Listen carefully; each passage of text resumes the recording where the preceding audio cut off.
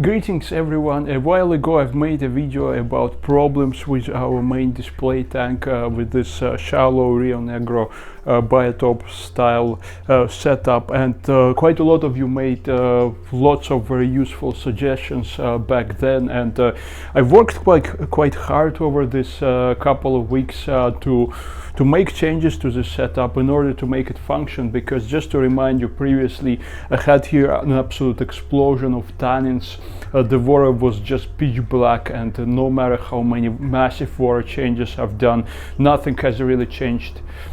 So finally, after quite a bit of struggle, I can say that I'm happy with this setup, and this is basically what I wanted to achieve in this fish tank. And yeah, so I'll take you through all the changes that happened in this setup, and I'll take you through everything that's in that tank, show you all the fish that I have here, some of the, well, very few plants actually, but nevertheless, and botanicals and everything else. So let's get going. Alright, so the first and probably the most obvious thing that you will notice is that now it's a tank with a lid. It used to be an open top tank, but now I put on a lid, and most of the riparian plants are gone, sadly actually. But that just had to happen because, first of all, there wasn't enough light. Some of you suggested suspending some lights from the ceiling or from the walls, but as I've said before, I don't want to drill any holes in the walls or in the ceiling, so that's not an option.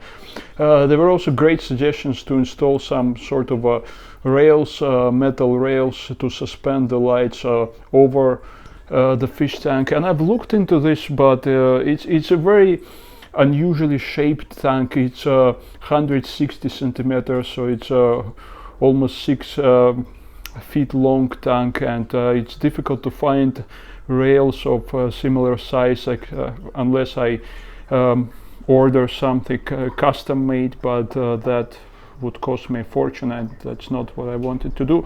So the most obvious solution was to remove most of the riparian plants. Obviously, while I'm still thinking about the solution to provide more light on top of that tank, if I manage to find a solution, I would probably reintroduce the riparian plants, but for now that's what it is. So what we have in here is pothos and some philodendron. They're still doing great because they're right under this lamp, and they have enough light, and they're quite enjoying their time here. Well, this is some Java moss that I'm kind of collected from other tank and keeping under the light. So yes, basically I have now 3 LED lamps in here, and the tank is covered with this plastic greenhouse sheets. I would tell you that that was actually a great decision, because previously there was lots of heat loss, and I struggled with maintaining the temperature. Because this is a Rio Negro setup, I wanted to keep it at least at 26 degrees Celsius, but that was quite a challenge because it was an open top tank, and well, it's summer, but we live in Scotland, so weather is not particularly warm outside, and this room, being the largest room in our apartment, is certainly not the warmest room, and essentially I had to run heaters, 2 heaters all the time in order to keep the tank at least at 25 degrees Celsius. So now I have 26, and I can get even higher if the ambient temperature goes up. So that was a good thing, and that certainly solved the issue with heat loss. So yeah, for the time being I will probably keep this setup as a setup with a lid, which is also great because lots of fish that I have in here, especially Nanostomus species, pencil fish, they're quite jumpers, and occasionally I was losing a few of them, so now there's no longer any chance for them to jump out. So let's look at the plants underwater. I followed the suggestions which quite a lot of you gave me to remove mesh bags with aquatic compost, which I had under this layer of sand. I've removed them. That created lots of mess, but that was the right solution. It seems that those mesh bags with compost were the ones that were constantly creating tons of tannins. So with the bags removed, obviously I had to remove all the echinodorus plants and most of the dwarf such. Some of the dwarf such is still here, surviving, and seems like growing actually. I just decided to leave them in place because they look a bit natural, and yeah, I'll just keep them in here. So the rest of the substrate growing plants are gone, probably for good actually. But nevertheless, I have tons of floating plants. So this is all Brazilian pennywort, Hydrocotyle leucephala, and it's just booming in here. There are tons of it. It's growing really well. It's kind of coming out of water. There is also some Brazilian moss or Christmas moss growing on top of various pieces of bogwoods. If you can see them here in the back, but it's quite difficult to see. Yeah, there is another island up there. So that's basically the only moss that I have growing in here. But Brazilian pennywort is certainly thriving, and there's just absolute mass of it.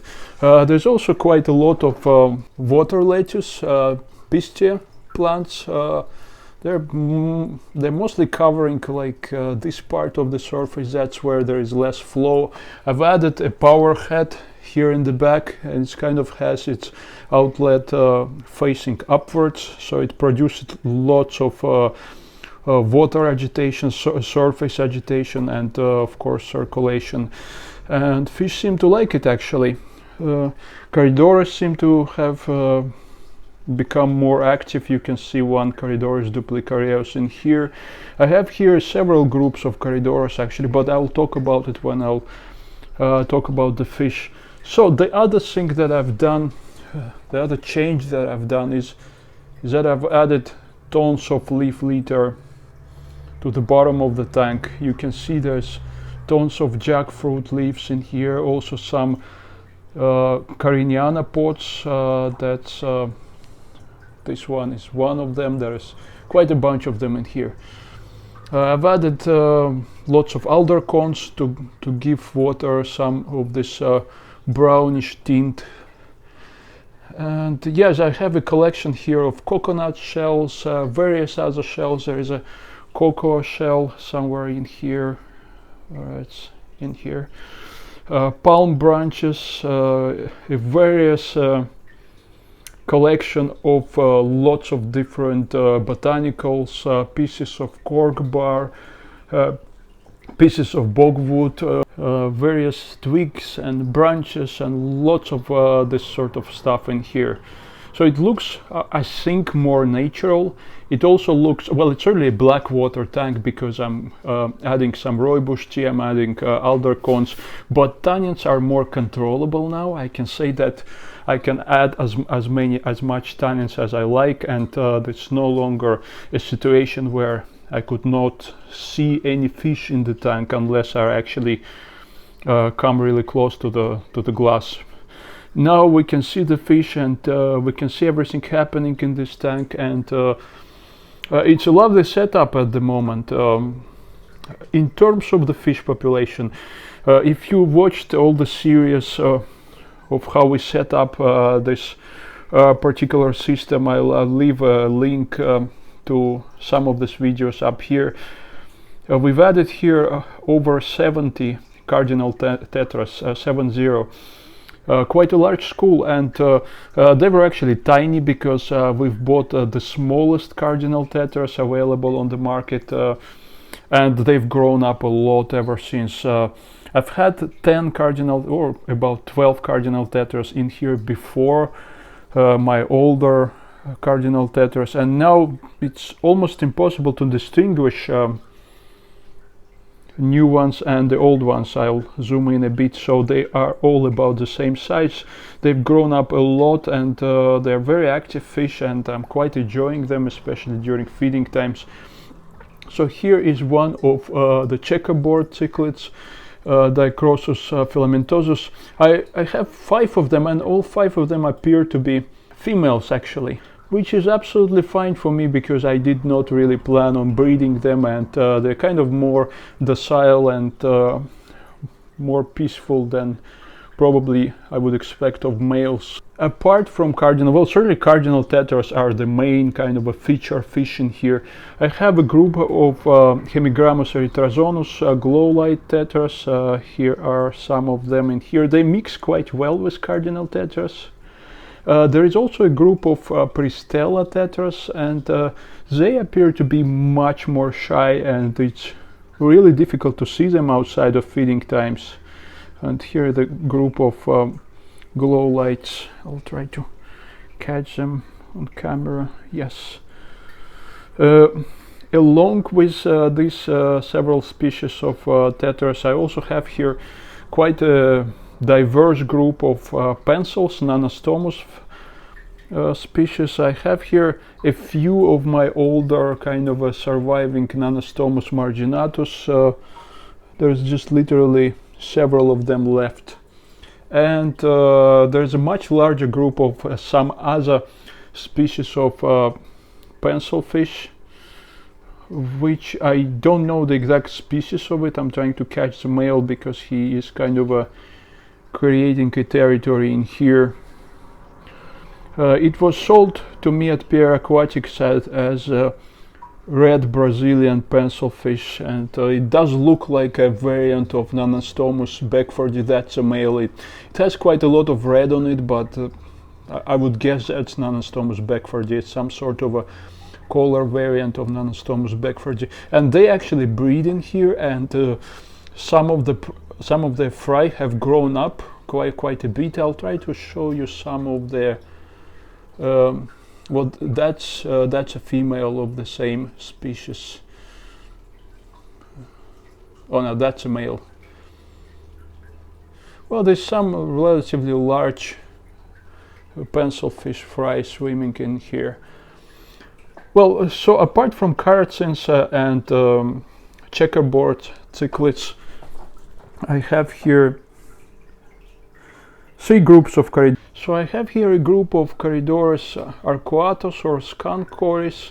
They used to be very active before, but now they're kind of a bit more reclusive and shy, so I don't see them very often, but there is 12 of them. There's also a group of Corridorus duplicareus, and they've been constantly breeding in here, and I have actually a few juveniles in here. So that's a breeding group I've had in my previous setup, and they are prospering in here as well.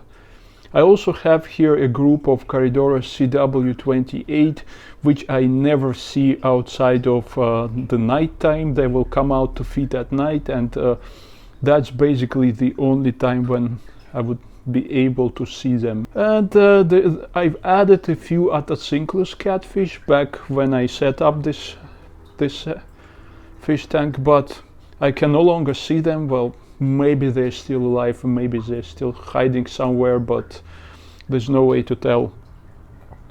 Other than that, it seems that this whole community functions quite well. I really like this brownish water. Now it's of proper black water color, and I like how floating plants are growing. Yes, I certainly miss riparian plants, because most of my previous tanks used to have tons of riparian plants, and that's kind of a feature of my setups for quite a number of years, but sadly I cannot keep any riparian plants in this setup apart from those few pieces of pothos, so that's a thing for now, and I guess that's what it is, but nevertheless, this setup is finally functioning well. It's quite striking in real life, and this camera doesn't do it justice, because it's a very long tank, it's a shallow tank, and it's a wide tank. So there's lots of things happening there, and sometimes I just spend hours watching all these small little fish doing their things, going around their business. And yeah, so thank you very much for your suggestions in the previous video, and just let me know what you think about this setup now.